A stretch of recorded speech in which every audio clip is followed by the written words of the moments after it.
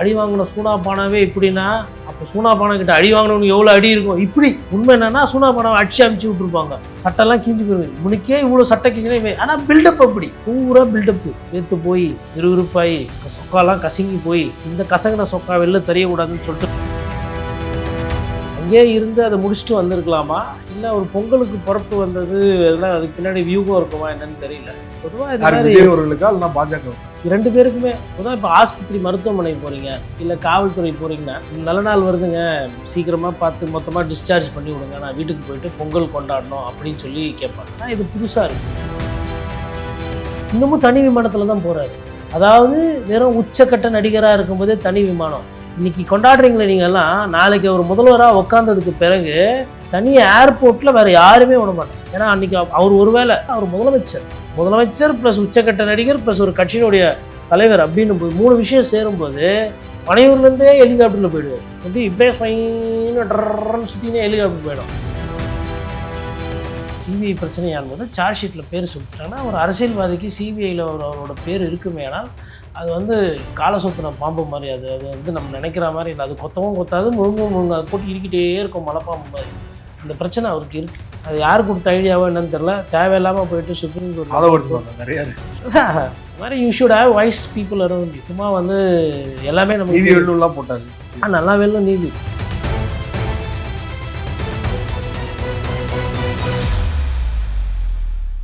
அரசியல் களம் நேயர்களுக்கு வணக்கம். இன்றைக்கு நம்ம நேர்காணலுக்காக பத்திரிகையாளர் கோட்டீஸ்வரன் அவர்கள் நம்மோடு இருந்திருக்கிறார். அவரோடு பேசலாம். சார் வணக்கம். நேயர்களுக்கு அன்பு வணக்கம். பொங்கல் வாழ்த்துக்கள். உங்கள் வாழ்த்துக்கள் சார். உங்களுக்கும் தாவேக தலைவர் விஜய் அவர்கள் கரூர் வழக்கு தொடர்பாக சிபிஐ விசாரணைக்கு டெல்லி போயிட்டு திரும்பிட்டார். 2 நாள் விசாரணை எதிர்பார்க்கப்பட்டது.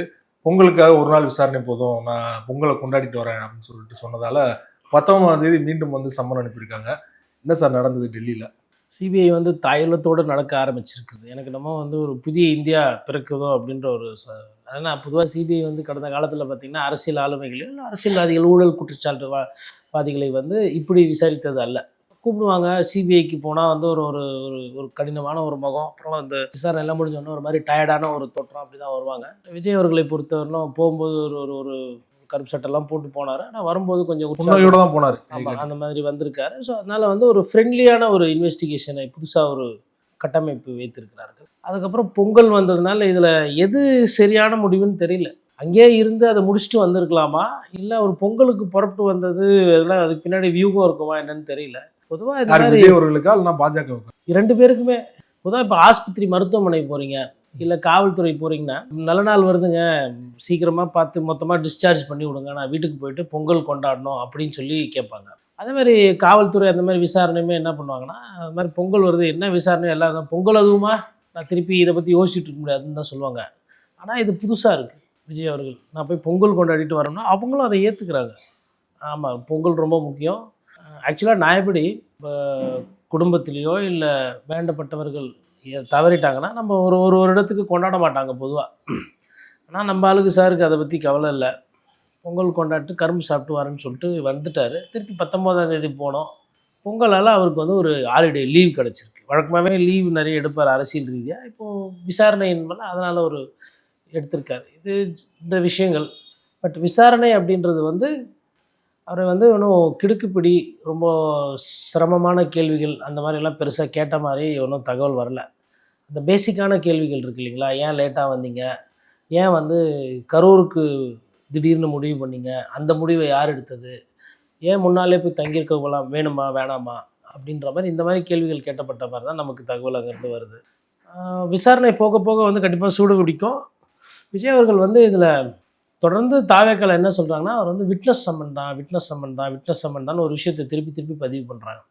நான் என்ன அதில் புரிஞ்சுக்கிறேன்னா, அப்போது அவர் வந்து விட்னஸ் தான், அவருக்கும் இதுக்கும் எதுவும் சம்மந்தம் இல்லை அப்படின்ற ஒரு கட்டமைப்பை ஒரு தத்துவத்தை வந்து தாவேக்கா தொடர்ந்து எடுத்துகிட்டு போகிறாங்க. பட் விசாரணை என்பது வந்து அது வந்து விட்னஸாக கூப்பிட்டாங்களா இல்லை நாளைக்கு அவர் பேர்லேயே எஃப்ஐஆர் போடுவாங்களா, சார்ஜ் ஷீட்டாக மாற்றுவாங்களான்றது சிபிஐ கையில் தான் இருக்குது. ஆனால் ஒரு சட்டம் படித்த மாணவனாக நான் என்ன பார்க்குறேன்னா, கண்டிப்பாக அவர் பேரில் வந்து சார்ஜ் ஷீட்டில் பேர் வரணும். அவர் பேரில் ஒரு வேளை சார்ஜ் ஷீட் அவர் பேர் போடலை இல்லை எஃப்ஐஆரில் அவர் பேரை சேர்க்கலன்னா அது ஒரு தவறான முன் உதாரணமாக போயிடும்.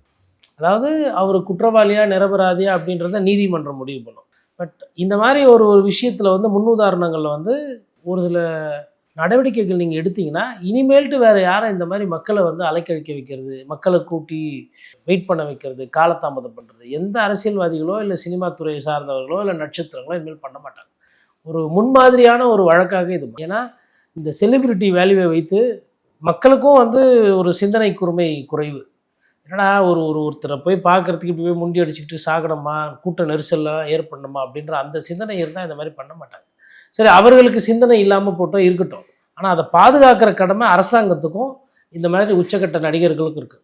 ஸோ இப்போ இந்த வழக்கில் அரசாங்கம் மீதும் வந்து ஒரு சில கேள்விகள் கேட்கப்பட வேண்டும். ஒரு நடிகர் வந்து சொல் பேச்சு கேட்கலன்னா என்ன பண்ணுவீங்க நீங்கள்? கூட்டின்னு போய் வச்சு உங்கள் இஷ்டத்துக்கு கிடையாதுப்பா அப்படின்ற மாதிரி ஒரு ஒரு ஒரு ஒரு ஆக்கப்பூர்வமாக ஒரு தடுத்து நிறுத்தணும். இல்லைனா ஒரு நெறிமுறைகள் வரும். அரசியல் ரீதியாக இதெல்லாம் அரசாங்கத்துக்கு அழுத்தம் வரும், இல்லை கட்சிகளுக்கு கெட்ட பேர் வரும்னா அதை வாங்கிக்க தான் செய்யணும். அது அரசியல் ஆதாயத்துக்கு. சாதாரண நிபந்தனைகள் காவல்துறை தரப்புல இருந்து விதிச்சப்பே பாத்தீங்கன்னா அவங்க வந்து ஏதோ முடக்குறாங்க, எங்களை வந்து ஒடுக்குறாங்க அப்படின்னு பேசுனவங்க உண்மையிலேயே வந்து மற்ற தலைவர்கள் பண்றதை பண்ணார்னா விஜய் என்னெல்லாம் பேசியிருப்பாரு அப்படிங்கிற ஒரு பார்வை இருக்கு இல்லையா? கரெக்டான இடம். இன்னும் மற்ற தலைவர்கள் எல்லாம் பண்ணலை. திமுக விஜய் அவர்களுக்கு கிட்டத்தட்ட பயந்து அரசாங்கம் வந்து வழக்கு வந்து பதிவு பண்ணலை, கைது செய்யலை, சம்மன் கொடுக்கலை, எதுவுமே பண்ணல, இரவு இரலாம் விசாரிக்கலை. ஆனால் இது சதி கோட்பாடு சொன்னாங்க. ஆனால் சிபிஐ சம்மன் கொடுக்குது, விசாரிக்குது, பஸ்ஸை வந்து ஜப்தி பண்ணுது, எல்லாரையும் கூப்பிட்டு மொத்த கட்சியையும் தூக்கி டெல்லி வரலும் கூப்பிட்டு விசாரிக்கிறாங்க. ஆனால் அவர்களை பற்றி பெருசாக விமர்சனம் எதுவுமே பண்ணல. பிஜேபி ஃபீர்ஸ் ஜனநாயகம்னு சொல்லிட்டு ட்வீட்டு போட்டு ஓட்டு போயிட்டாங்க, அவ்வளோதான். அதுக்கப்புறம் இப்போ பொங்கல் காமிச்சோன்னா திருப்பி மறுபடியும் நட்பு பாராட்ட ஆரம்பிச்சிட்டாங்க. அப்போது ஒரு சைடு தாவேக்கா வந்து திமுகவை எதிர்க்குது, இன்னொரு சைடு பாரதிய ஜனதா கட்சியை பற்றி யாருமே பெருசாக விமர்சனமோ எதுவும் பேசுறது கிடையாது. அப்போ அதுவும் அரசியல் தான் என் பார்வையில். நீங்கள் இந்த காவல்துறையை எதிர்க்கிறீங்க, இந்த காவல்துறை மீது தவறு இருக்குது, இது இப்படிலாம் விசாரிக்கக்கூடாதுன்னு சொல்கிற நீங்கள், ஆனால் இன்னொரு காவல்துறைக்கு வந்து நல்லா விசாரிங்க ப்ளீஸ், இன்னும் நிறைய கேள்வி கேளுங்க, அப்புறம் இன்னும் நிறைய நேரம் ஆகும் போல தெரியுது, நான் போய் பொங்கல் விழாவில் கொண்டாட்டு வந்துடுறேன், ஓகேன்னா அவங்களும் போயிட்டு வாங்க, ஹாப்பி பொங்கல் அப்படிலாம் சொல்லி அனுப்புகிறாங்க. சிபிஐக்கு ஏதோ ஒரு கால் ஷீட் கொடுத்துட்டு மாதிரி போயிட்டு கால் ஷீட் தான் கொடுத்துருக்காரு. நீங்களும் நானும் சிபிஐக்கு போனால் இப்போ அண்ணன் தராசு சாமன் நிறைய வாட்டி போயிருக்காரு, நக்கீரன் கோபால் நிறைய வாட்டி போயிருக்காரு, என்னோட ஆசிரியர் ஆர் பகவான் சிங் இலங்கை தமிழ் பிரச்சனையில் அவர் ஒரு எக்ஸ்பர்ட், அவர் நிறைய வாட்டி இந்த மாதிரி விசாரணை ஆணையத்துக்கு முன்னாடிலாம் போயிருக்கிறார். வால்டர் ஸ்காட் சொல்லிட்டு ஒரு பத்திரிகையாளர், ராஜீவ் காந்தி அந்த குண்டு வெடிப்பில் அவர்லாம் வந்து நிறைய விஷயம் தரவுகள் தெரியும். இந்த மாதிரி மூத்த பத்திரிகையாளர்லாம் நிறைய பேர் இன்ட்ராக்ட் பண்ணியிருக்காங்க, விசாரணைக்கு போயிருக்காங்க, வந்திருக்கிறாங்க. ஆனால் யாரையும் இந்த மாதிரி தாயுள்ளத்தோடு தீபாவளி பொங்கல்லாம் கொண்டாடுவாங்க அப்படின்லாம் இல்லை. ஃபிட்னஸாக கூப்பிட்டாலுமே அந்த கேள்விகள் தோரணைகள், நீங்கள் என்ன பண்ணிகிட்டு இருந்தீங்க அங்கே, ஃபஸ்ட்டு கேள்வி. உங்களுக்கு அந்த நேரத்தில் அங்கே என்ன வேலை, உங்கள் ஃபோனெல்லாம் கொடுங்க, யார் யார்கிட்ட பேசுனீங்க, எதுக்கு பேசுனீங்க, என்ன பேசுனீங்க. நம்ம கூட அன்றைக்கி அந்த சம்பவம் நடந்தப்போ நம்ம அங்கே இருந்திருப்போம், நம்ம கூட பேசினவங்களுக்கு எல்லாமே பாதிப்பு வரும், கேள்விகள் வரும். அந்த கேள்விகள் வந்து ஒரு தன்மையானதாக இருக்காது. நாங்கள் சிபிஐலேருந்து பேசுகிறோம், ஃபோன் பண்ணுவோம், இந்த நம்பர்லேருந்து வந்தால் கால் எடுக்கலைன்னா அதுக்கப்புறம் உங்களுக்கு தான் சிக்கல், பார்த்துக்கோங்க, இப்படி தான் பேசுவாங்க. எடுத்தோன்னா எங்கே இருக்கிறீங்க, உங்களுக்கும் அதுக்கும் என்ன சம்மந்தம், ஏன் போனீங்க, இப்படி தான் இருக்கும் அந்த விசாரணை தன்மை. அந்த மாதிரி ஒரு தன்மை வந்து விஜய் சாருக்கு காட்டின மாதிரி எனக்கு தெரியல. அவர் ஒரு நல்ல தெம்பாக தடகாத்தமாக இருக்கிறார் சார், நல்லா அரசியல் பண்ணட்டும், அவ்வளோதான். அதில் குறிப்பாக விஜய் தரப்புல இருந்து பார்த்தீங்கன்னா பாதிக்கப்பட்ட மக்களை திமுக அரசு மிரட்டி இருக்குது. காவல்துறை வந்து 617 பேரோ 610 பேருன்னு சொன்னாங்க. ஆனால் வந்து அங்கே டேவிட்சன் பேசும்போது பார்த்தீங்கன்னா 500 பேருன்னு சொல்கிறாரு. ஸோ இந்த மாதிரி வந்து முன்னுக்கு பின் முரணா வந்து தமிழக அரசு தரப்பாக காவல்துறையில் சொல்லியிருக்காங்க. தமிழக அரசையும் அங்கே வந்து குற்றம் சாட்டியிருக்காரு விஜய். அதற்கான ஆதாரங்களையும் சமர்ப்பிச்சிருக்கோன்னு நிர்மல்குமார் சொல்கிறார் இல்லையா? இது எப்படி போகணும்னு நினைக்கிறீங்க? அடுத்த ஒன்றும் இல்லைங்க, சிம்பிளுங்க. ஒருத்தர் கம்மியாக சொல்கிறார், ஒருத்தர் நம்பர் கூட்டி சொல்கிறார், அவ்வளோதானே. கம்மியாக சொன்னவரை நான் அங்கே டிப்ளாய் பண்ண ஸ்ட்ரென்த்தை நான் சொன்னேன், அவர் சொன்னது ஓவரால் ஸ்ட்ரென்த்து. யூஸ்வலாக நான் வந்து 500 பேர்னா 500 பேர் அங்கே டியூட்டியில் இருந்தாங்கன்னு நான் பதிவு பண்ணேன். ஆனால் அந்த கரூர் மாவட்ட போலீஸு, காவல்துறை போலீஸு, வெளியில் சுற்றி இருந்த போலீஸு, ஆஸ்பத்திரிக்கு போன போலீஸு, இல்லை பாதுகாப்புக்கு போடப்பட்ட போலீஸு, இதெல்லாம் சேர்த்தா 600 சில்லற முடிஞ்சு போச்சா? இது என்ன பெரிய, அதாவது நீங்கள் லேட்டாக 7 மணி நேரம் வந்ததை விட இது பெரிய சதியா? இல்லை 7000 பேர் 6000 பேர் கூடவே அப்படியே எடுத்துகிட்டு போயிட்டு நல்லா தெரியுது கூட்ட நெரிசல் இருக்குன்னும் போது அந்த கூட்டத்தில் எடுத்துகிட்டு போய் வண்டி எடுத்துகிட்டு போய் அங்கே தான் நின்று பேசுவேன் அப்படின்னு சொன்னதை விட இது பெரிய முறைனா? தண்ணி பாட்டில் எடுத்து போடுறீங்க, தண்ணி வசதி ஏற்பாடு பண்ணல, ஒரு எவ்வளோ நேரம் காக்க வைக்கும். அதாவதுங்க என்னென்னா, ஒரு சில விஷயத்த ஒத்துக்கிட்டு பேசுகிற அந்த மனநிலையில் இருந்தால் அவங்கக்கிட்ட பேசலாம். அவங்க என்ன நினைக்கிறாங்க, விஜய் சார் வர்றது இவங்களுக்கெல்லாம் பிடிக்கல அப்படின்ற மாதிரி. இந்த பிடிக்கலன்றது இங்கே பிரச்சனை கிடையாது. வர ஆசாமிகள் இல்லை வர நட்சத்திரங்கள் நல்ல அரசியலை கையில் எடுத்து அவங்க பண்ணுறாங்களா இல்லையான்றதான் நம்மளோட பார்வை. இப்போ அவர் அரசியலுக்கு வந்ததுனால தான் அரசியல் விமர்சகர்களாக விமர்சனம் வருது. இல்லைன்னா அவர் வேலையை அவர் பார்க்க போகிறார், நம்ம வேலையை நம்ம பார்க்க போகிறோம். நம்ம வேலையில் தெளிவாக இப்படி போயிட்டுருக்குறோம். குறுக்கில் அந்த தலைவர் இந்த தலைவர் கிராஸ் ஆகும்போது எல்லா தலைவர் யாராக இருந்தாலும் சரி, நட்சத்திரன்றது உங்களுக்கு அன்றாடம் ஏழ்றைகளையும், அன்றாட அரசியல்வாதிகளையும், அன்றாட ஊழல்வாதிகளையும், அன்றாட மக்கள் நலனில் அக்கறை இல்லாதவர்களையும், மக்கள் நலனில் அக்கறை இருக்கிறவங்களையும் பார்க்குறோம் நம்ம. அப்படி இருக்கும்போது என்னோட அந்த குறைந்தபட்ச கேள்வி, கரூர்லேருந்து ஏன் நீங்கள் போனீங்க அப்படின்னா அதுக்கு பதில் கிடையாது. அதுவும் கேட்டிருக்காங்க, அந்த கேள்வியும் கேட்டிருக்காங்க. அதான் நாஞ்சில் சம்பத் என்ன சொல்றாருன்னா, விஜய் அவர்கள் போகலைன்னா 41 பேர் பாத்தீங்கன்னா 82 பேரா இருப்போம் உயிரிழப்பு. இப்படியெல்லாம் இது சொல்றதுக்கு வருத்தமா இல்லை? அதாவது நீங்கள் பதவிக்கு வர்றதுக்கு முன்னாடியே உங்களால் பாதுகாப்பு இல்லை, நீங்கள் பதவிக்கு வந்தால் என்ன பாதுகாப்பு கொடுப்பீங்க சார்? படத்தில் இதே காட்சியாக இருந்தால் என்ன இருக்கும்? இவர் காப்பாற்றுற மாதிரி இருக்கும். இவர் என்ன, இவர் ஹீரோ தானே, இவர் ஹீரோ வேலை பார்க்காம என்ன பண்ணுறாங்க? ஒரு ஹீரோ இல்லை ஒரு சாதாரண சாமானிய இல்லை ஒரு மனிதாபிமானத்துக்கு சொந்தக்காரன் இந்த மாதிரி ஒரு நெரிசலில் இருக்கும்போது ஒரு புத்தி கூர்மை எங்கே? ஆமாங்க, செந்தில் பாலாஜி தான் பண்ணார், இவரோட ஹீரோயிசம் எங்கே போச்சு? நான் தான் கேட்குறேன். அப்போது ஒரு மதியோட ஒரு கேள்வி கேட்கணும். ஒரு மதிநுட்பம் இல்லாமல் பொதுவாக இவர் ஆஸ்பத்திரிக்கு போயிருந்தால் 82 பேர், ஆஸ்பத்திரிக்கு எத்தனை பேர் வருவாங்க? கூட்ட நெரிசல் எங்கே இருக்கோ அங்கே தான் தள்ளுமுள்ளு, அங்கே தான் அந்த உங்களுக்கு மரணம் நிகழும். ஆஸ்பத்திரிக்கு என்ன 10,000 பேர் வந்திருந்தாங்களா? பாதிக்கப்பட்ட ஆம்புலன்ஸ் கூட்டம். ஏன்னா நான் ஆஸ்பத்திரியில் இருந்தேன், 2 ஆஸ்பத்திரிக்கும் போனேன், புது ஆஸ்பத்திரிக்கும் போனேன், பழைய ஆஸ்பத்திரிக்கும் கரூருக்கு போனேன், மெடிக்கல் காலேஜுக்கு. அங்கே என்ன அங்கே போயிருந்தா என்ன அங்கே கூட்டம் திருப்பியும் அந்தளவுக்கு மோசமாக போயிட்டாங்க ஜனங்க. இவர் எங்கே போனாலும் 2,000 பேர் 10,000 பேர் 2 லட்சம் பேர் போகிறதுக்கு இது சென்சிட்டிவிட்டியை டைல்யூட் பண்ணுறது. இதே ஸ்டாலின் அவர்கள் ஒரு கூட்டத்தை போட்டு 40 பேர் செத்துருந்தாங்க. இதே பஸ்ஸில் போகும்போது எடப்பாடி பழனிசாமி அந்த பச்சை கலர் பஸ்ஸில் எழுச்சி பயணத்தில் ஒரு 2 பேர் குறுக்க தட்டிட்டு போயிட்டு இருந்தா இன்னைக்கு கம்முன்னு இருக்கிறீங்களே இவ்வளோ பேர் விஜய் ரசிகர்கள் சொல்லிட்டு நீங்கள்லாம் சும்மா இருப்பீங்களா?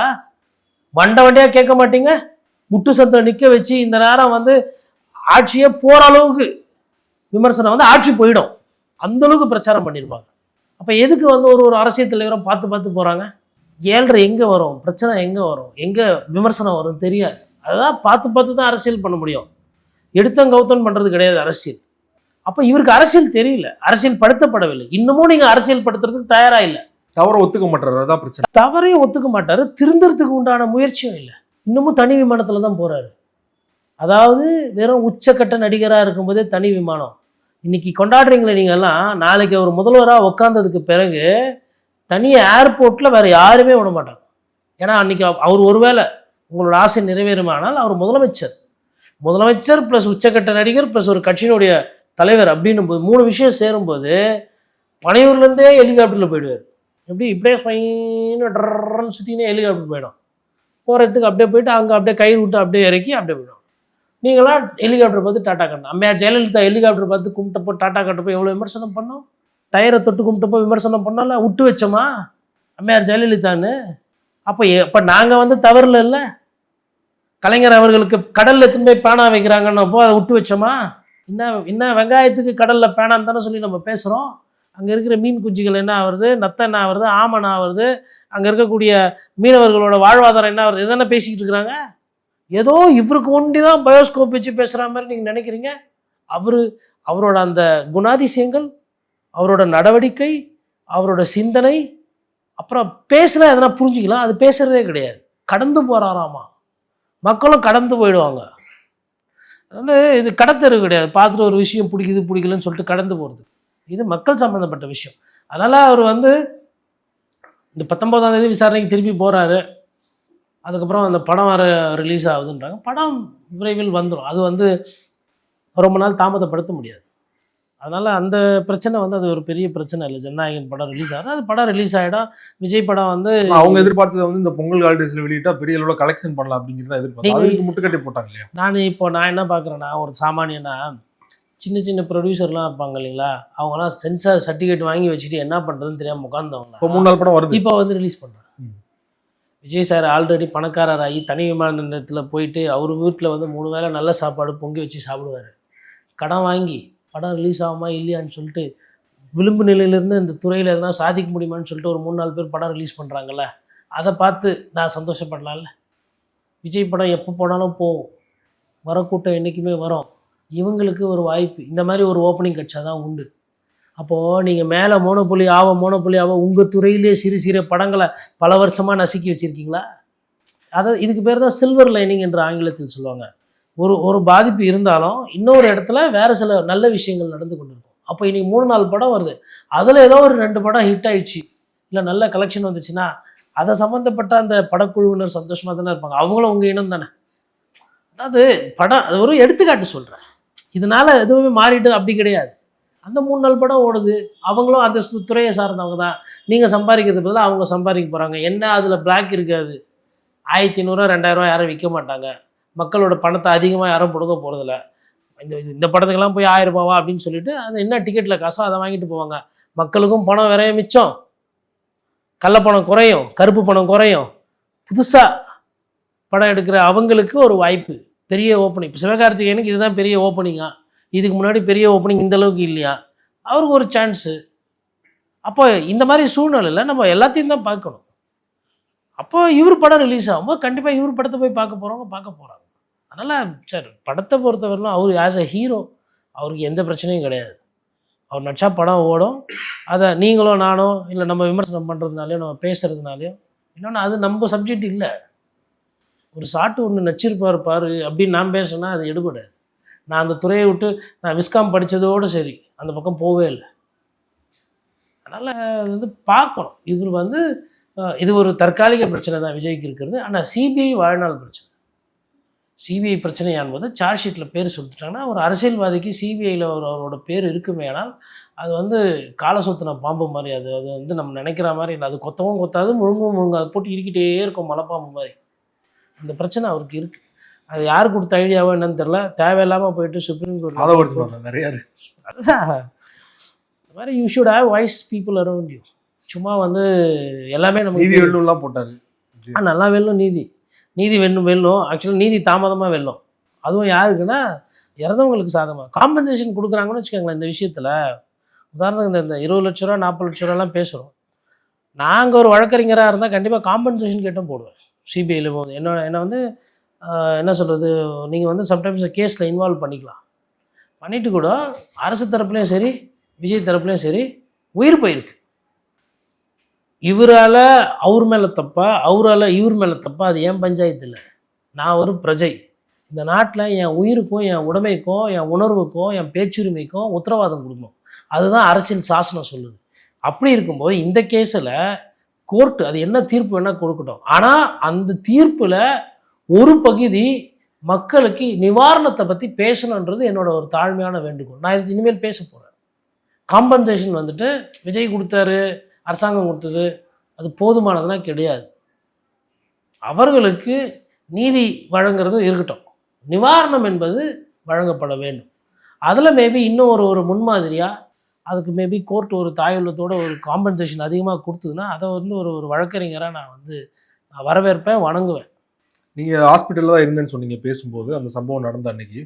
அதையுமே விஜய் தரப்புல என்ன சொல்லியிருக்காங்கன்னா, போஸ்ட்மார்ட்டத்தில் முறைகேடு நடந்திருக்கு, முன்தேதியிட்டு பாதிக்கப்பட்ட மக்கள்கிட்ட கையெழுத்து வாங்கிட்டாங்க, இது பெரிய அளவில் முறைகேடுன்னு சொல்லிட்டு ஆதாரப்பூர்வமாக சமர்ப்பிச்சிருக்கோன்னு சொல்கிறாங்க இல்லையா?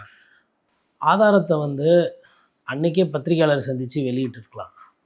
ஏதோ நீங்கள் ஒண்டி தான் புலன் விசாரணை பண்ணுற மாதிரி மற்றவர்கள்லாம் யாரும் இன்னி வீரலும் அந்த கரூர் சம்மந்தப்பட்ட விஷயத்தில் பாதிக்கப்பட்ட குடும்பத்திலேருந்து 95% பேர் எதுவும் சொல்லலை. ஒரே ஒரு பெண்மணி விஜய் அவர்களை விமர்சனம் பண்ணி பேசினாங்க. ஒருவேளை இந்த மாதிரி நம்பர் மாறி இருந்தால் அந்த மிச்ச 95 பேர் விஜய் அண்ணாவால் எங்களுக்கு ஒன்றும் பிரச்சனை இல்லைன்னு சொன்னவங்க பேசியிருப்பாங்களா? பேசியிருக்க மாட்டாங்க. விஜய் அவர்களை அரவணைச்சி இன்னும் பாராட்டி இன்னும் அவங்களுக்கு தேவையான விஷயங்கள்லாம் பண்ணியிருப்பாரா? பண்ணியிருக்க மாட்டார். அப்போது யதார்த்தத்தை என்னவோ இல்லை யதார்த்தத்துக்கு மீறின ஒரு விஷயங்களாக தானே இருக்குது. சரி, இப்போது ஒருவேளை கோர்ட்டில் அப்படி மாற்றிருந்தாங்க அப்படின்னா சிபிஐ திமுகவை சும்மா விடுமா? நீங்கள் நேற்று மழையில் இன்றைக்கி வந்த எதிரி, அதுவும் நீங்கள் தான் சொல்லிக்கிறீங்க தாவேக்காவுக்கு பாஜக கொள்கை எதிரின்னு. பாஜக உங்களை எதிரியாக கூட பார்க்கல, உங்களை ஆட்டத்திலே சேர்த்துக்கல. நீங்களாக போய் இப்போ மாட்டிக்கினீங்க. அவங்களுக்கு தேவைன்னா என்டிஏவை பலப்படுத்துறதுக்கு நிறைய கட்சிகள் இருக்குது, நிறைய ஏஜென்சிஸ் இருக்குது. அதில் நீங்கள் ஒன்று. தமிழ்நாட்டில் ஆரம்பித்து அந்த சைடு ஜம்மு காஷ்மீர் வரையிலும் அசுர பலத்தோட அசுரர் மாதிரியே இருக்கிறாங்க. அசுர பலம்னா நல்லதாக பண்ணி கிடையாது, கெட்டது பண்ணி அசுர பலம், தியானம் பண்ணி அப்படி கிடையாது. அப்படி இருக்கிற ஒரு கட்சி திமுக இந்த நேரம் பண்ணியிருந்தா சென்ட்ரல் ஏஜென்சிஸ் இவ்வளோ நேரம் விசாரிக்கலாம், வெளியில் எடுத்து விட்டுருக்க மாட்டாங்க. தீர்ப்பு அப்புறம் வரட்டும். அதனால் வரக்கூடிய பிரச்சனை என்ன, அதனால் அரசாங்கத்துக்கு வர கெட்ட பேர் என்ன, எடுத்து விட்டுருப்பாங்க. அப்படி ஒரு வேலை எதுனா அது எலெக்ஷன் நேரத்தில் வரும், லீக் ஆகும். இதெல்லாம் வந்து ஹை ப்ரொஃபைல் லீக்ஸ் என்று ஆங்கிலத்தில் சொல்லுவாங்க. ஒரு சீரியஸான சென்சிட்டிவான இஷ்யூ. சும்மா இன்னொன்று சதி கோட்பாடு சொன்னீங்க. நீங்கள் ஹைகோர்ட்டில் முன்னாடி நீங்கள் அப்பீல் போனீங்க, வழக்காடு பண்ணுறதுக்கு முன்னாடி வழக்கறிஞர் முன்னாடி நின்னீங்க. ஏன் அன்றைக்கி அந்த சதி கோட்பாடை நீங்கள் டீட்டெயிலாக சொல்லலை, இதெல்லாம் சொல்லலை, இதெல்லாம் செக் பண்ணியிருக்கலாமே. கோர்ட்டுக்கு முன்னாடி தப்பான தகவல் சொல்லி நீங்கள் பேப்பர்ஸ் வச்சிங்கன்னா குற்றவாளி ஆகிடுவீங்க. விசாரணையில் சொல்லிட்டு போயிடலாம், இது பார்த்தேன், ஹைட்டாக இருந்தார், வந்தவர் வெயிட்டாக இருந்தார், டைட்டாக இருந்தார் சொல்லிட்டு போயிடலாம். அப்போ ஹைட்டாக வெயிட்டாக டைட்டாக என்ன பண்ணா, இல்லை அன்றைக்கி அப்படி தோணுச்சு, அன்றைக்கி கொஞ்சம் இந்த தான் இல்லை, இன்றைக்கி பார்க்கும்போது அவர் ஹைட்டாக இல்லை ஆனால் வெயிட் ஆகுறாரு, வெயிட்டாக இல்லை ஆனால் டைட் ஆகுறாரு, இப்படி மாற்றி மாற்றி பேசலாம் விசாரணையில். கோர்ட்டில் அப்படி கிடையாது. கண்ணில் என்ன பார்த்தீங்களோ அதை வண்டி தான். கூண்டில் ஏறி நின்று சொல்லும்போது பொய் பேசக்கூடாது. அதுக்கு தான் பகவத்கீதையிலேருந்து குரான்லேருந்து ஏதோ ஒரு சட்ட புஸ்தகத்து மேலே நம்மக்கிட்ட வந்து பிரமாணம் வாங்குறாங்க. உண்மைக்கு மாறாக எதுவும் பேசக்கூடாது. கோர்ட்டில் வைக்க வேண்டியது தானே. இப்போ சொல்கிறீங்கல்ல நாங்கள் சிபிஐயில் குத்தோம், ஏன் கோர்ட்டை விட உங்களுக்கு சிபிஐ மேலே நம்பிக்கை, கோர்ட்டு மேலே நம்பிக்கை இல்லை. அப்போ சந்தேகப்படுறது கரெக்டாக போகுது இல்லை. பாஜகவோட உண்மையில் நட்பு இருக்குமோ, இல்லை அவங்க வந்து உங்களை மயிலரகால வருடி கொடுக்குறாங்களோன்னு. படத்துல அவர் காட்டிருப்பார், அவர் சிபிஐ அதிகாரிகளை எப்படி இது பண்ணியிருக்காரு, அவர் RAW ஏஜென்ட்டாலாம் எப்படி நடிச்சிருப்பார், அவர் ஒரு காவல்துறை அதிகாரி அப்படிலாம் இருந்திருப்பார். அந்த மாதிரி சீன் நாங்கள் எதுவுமே நிஜ வாழ்க்கையில் பார்க்க முடியலையே. பாகிஸ்தானுக்குள்ளே போய் வந்து வில்லனை தூக்கிட்டு வருவார். அதான் அமைதியாக சாந்த சுரூபியாக போகிறீங்க, சாந்த சுரூபியாக வரீங்க, அவங்களும் உங்களுக்கு விடுமுறையெல்லாம் கொடுக்குறாங்க. ஒரு ஒரு ஒரு என்ன சொல்கிறது, ஒரு ஆக்ஷனே இல்லையே. நம்ம தான் பொழுதுக்கும் பேசிக்கிட்டு இருக்கிறோம், அவர் அமைதியாக இருக்கார். பலம் பலம் பலம், அவ்வளோதான். கிடுக்குப்பிடி கேள்விகள் கேட்கப்படல. லிபரலாக தான் வந்து நேற்று விசாரணை போயிருக்குன்னா பிஜேபி விஜய்கிட்ட என்ன எதிர்பார்க்குறாங்கன்னு நினைக்கிறீங்க? கிடுக்குப்பிடி கேள்வி கேட்டு குழன்னு ஆக்கியிருந்தாங்கன்னா இந்த நேரம் கருத்து வெளியில் வந்திருக்கும். அவராக பேசணுன்னாலும் வேறு யாருன்னா வச்சு லைட்டாக every action will have equal and opposite reaction. If there was an action yesterday it would have reacted. There is no action, there is no neither reaction. அப்போது அமிக்கபிளி சொல்யூஷன். நான் சொல்கிறது வந்து ஃபிசிக்ஸு, புதுசாக ஏதோ ஒரு தத்துவத்தை கண்டுபிடிச்சி நான் சொல்லலை. அமைதியாக போகிறாங்கன்னா என்ன அர்த்தம், அமைதியாக பேசிக்கிட்டு இருக்கிறாங்க, ஒருத்தர் பரஸ்பரம் புரிஞ்சு. இந்த 4-5 நாள் டைம் வந்து அதுக்கு தானா யோசிக்கிறது? ஆமாம், போய் யோசிக்கணும்ல, போய் ஃப்ரெஷ்ஷாக யோசிக்கணும். இந்த கிரியேட்டிவ் வேர்ல்டில் இருக்கவங்களாம் பார்த்தா ஃப்ரெஷ்ஷாக நைட்டில் உட்காந்து யோசிப்பாங்க. ஏன்னா பகலில் நமக்கு அது நைட்டில் தான் சிந்தனை வரணும். அது மாதிரி அது ஃப்ரெஷ்ஷாக யோசிச்சுட்டு வந்துட்டு சொல்லுவாங்க. விசாரணை எப்படி போகுதுன்றது பார்க்கணும். அதோடய கூட்டணி வராங்களோ வரலையோ அதெல்லாம் இல்லை. பட் கண்டிப்பாக பாஜக வந்து இனிமேல் அவர் ஆப்ரேட் பண்ணும் சிபிஐ மூலமாக. அவர் வந்து இல்லைங்க எங்கள் அண்ணா அதுக்கெல்லாம் அப்பாற்பட்டவர் அப்படின்னா எங்கே வெளிப்படவே இல்லையே.